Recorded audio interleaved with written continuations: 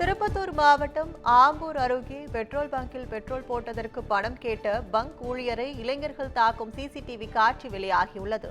கன்னிகாபுரம் பகுதியில் செயல்பட்டு வரும் பெட்ரோல் பங்கிற்கு இருசக்கர வாகனத்தில் வந்த 2 இளைஞர்கள் 50 ரூபாய்க்கு பெட்ரோல் போட்டுள்ளனர். பின்னர் பங்க் ஊழியர் இளைஞர்களிடம் பணம் கேட்டுள்ளார். இந்நிலையில் ஆத்திரமடைந்த இளைஞர்கள் சரமாரியாக தாக்கி அவர் கையில் வைத்திருந்து 7000 ரூபாய் பணத்தையும் பறித்து சென்றுள்ளனர். இச்சம்பவம் குறித்து வழக்கு பதிவு செய்த போலீசார் பங்க் ஊழியரை தாக்கிய இளைஞர்களை தேடி வருகின்றனர். திண்டுக்கல் மாவட்டம் சின்னாலப்பட்டி அருகே பயணிகளை ஏற்ற தனியார் பேருந்து ஓட்டுநர்களுக்கிடையே போட்டியால் பயணிகள் அச்சமடைந்தனர். மதுரையிலிருந்து திண்டுக்கல் நோக்கி வந்த தனியார் பேருந்தின் ஓட்டுநரும் நிலக்கோட்டையிலிருந்து திண்டுக்கலுக்கு வந்த தனியார் பேருந்தின் ஓட்டுநரும் பயணிகளை ஏற்றுவதில் போட்டி போட்டு அதிவேகத்தில் வந்துள்ளனர். இந்நிலையில் மதுரையிலிருந்து திண்டுக்கலுக்கு சென்ற தனியார் பேருந்தின் ஓட்டுநர் முன்னால் சென்ற தனியார் பேருந்தை அம்பாத்துறை என்ற இடத்தில் வழிமறித்த நிலையில் ஓட்டுநர்களுக்குள் வாக்குவாதம் ஏற்பட்டுள்ளது. இந்த வாக்குவாதம் அதிக நேரம் நீடித்ததால் பேருந்தில் பயணித்த பயணிகள் ஓட்டுநர்களிடமும் வாக்குவாதத்தில் ஈடுபட்டனர். இதனால் அப்பகுதியில் போக்குவரத்து பாதிப்பு ஏற்பட்டது.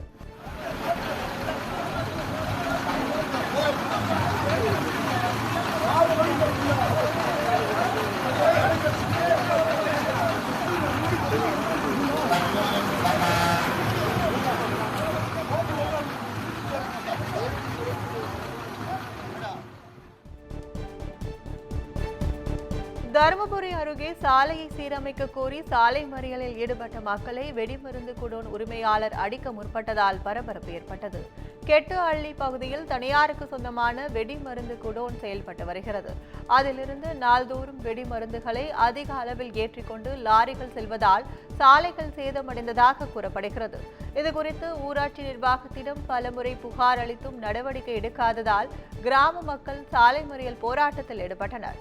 தகவல் அறிந்து சென்ற போலீசார் போராட்டத்தில் ஈடுபட்ட மக்களிடம் பேச்சுவார்த்தை நடத்திய போது வெடிமருந்து குடோன் உரிமையாளர் பொதுமக்களிடம் வாக்குவாதம் செய்து அடிக்க முற்பட்டதால் பரபரப்பு ஏற்பட்டது.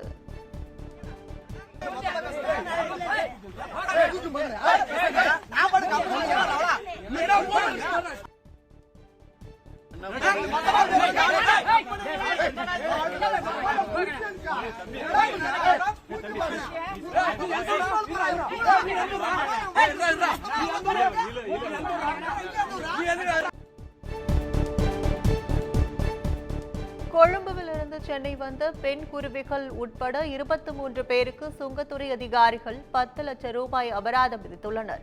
கொழும்பிலிருந்து சென்னை விமான நிலையத்திற்கு வந்த பயணிகளை சுங்கத்துறை அதிகாரிகள் சோதனை செய்தனர். அப்போது பெண் குருவிகள் உட்பட 23 பேர் முறையாக வரி செலுத்தாமல் லேப்டாப், ஐபோன்கள், எலக்ட்ரானிக் சிகரெட், விலை உயர்ந்த மது பாட்டில்கள் கொண்டு வரப்பட்டது தெரியவந்தது. இதையடுத்து அவர்களிடம் இருந்த பொருட்களை பறிமுதல் செய்த அதிகாரிகள் அவர்களுக்கு 10 லட்சம் ரூபாய் அபராதம் விதித்து விசாரணை மேற்கொண்டு வருகின்றனர்.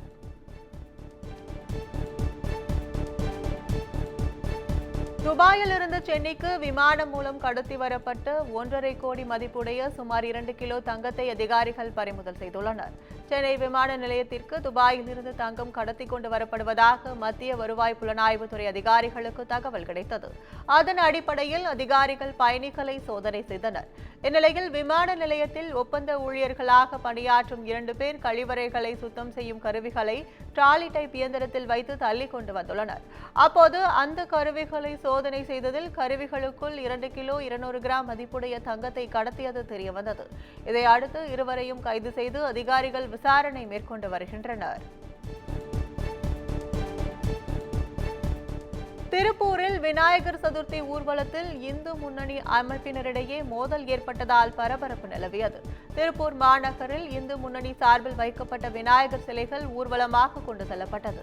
அதேபோல் திருப்பூர் புதிய பேருந்து நிலையம் பகுதியில் வைக்கப்பட்ட சிலைகளும் வாகனங்களில் ஊர்வலமாக கொண்டு செல்லப்பட்டது. அப்போது எம்எஸ்என் நகர் பகுதிக்கு சிலைகள் வந்த நிலையில் தங்களது பகுதியை சேர்ந்த விநாயகர் சிலைதான் முதலில் செல்ல வேண்டும் என்பதில் இந்து முன்னணியினர் இரு தரப்பினரிடையே மோதல் ஏற்பட்டது. தகவல் அறிந்து சென்ற போலீசார் இரு தரப்பினரையும் தடுத்து நிறுத்தியுள்ளனர். இந்நிலையில் அப்பகுதி போர்க்களம் போல காட்சியளித்தது.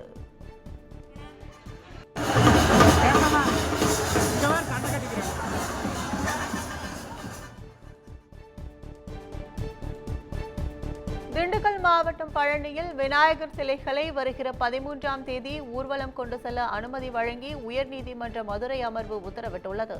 பழனியை சேர்ந்த ஸ்ரீதர் என்பவர் தாக்கல் செய்த மனுவில் வருகிற 13 மற்றும் 14ஆம் தேதிகளில் பழனி அடிவாரம் பாத விநாயகர் கோயிலிலிருந்து கிரிவல பாதை வழியாக விநாயகர் சிலைகளை ஊர்வலம் கொண்டு சென்று சண்முகா நதியில் கரைப்பதற்கு அனுமதி வழங்க வேண்டும் என குறிப்பிட்டிருந்தார். இதுகுறித்து நடைபெற்ற விசாரணையில் மனுதாரர் அனுமதி கோரி புதிதாக பழனி டிஎஸ்பியிடம் மனு அளிக்க வேண்டும் எனவும் மனுவின் அடிப்படையில் விதிமுறைகளை வகுத்து 12ஆம் தேதிக்குள் அனுமதி வழங்க வேண்டும் எனவும் நீதிபதிகள் கூறினர்.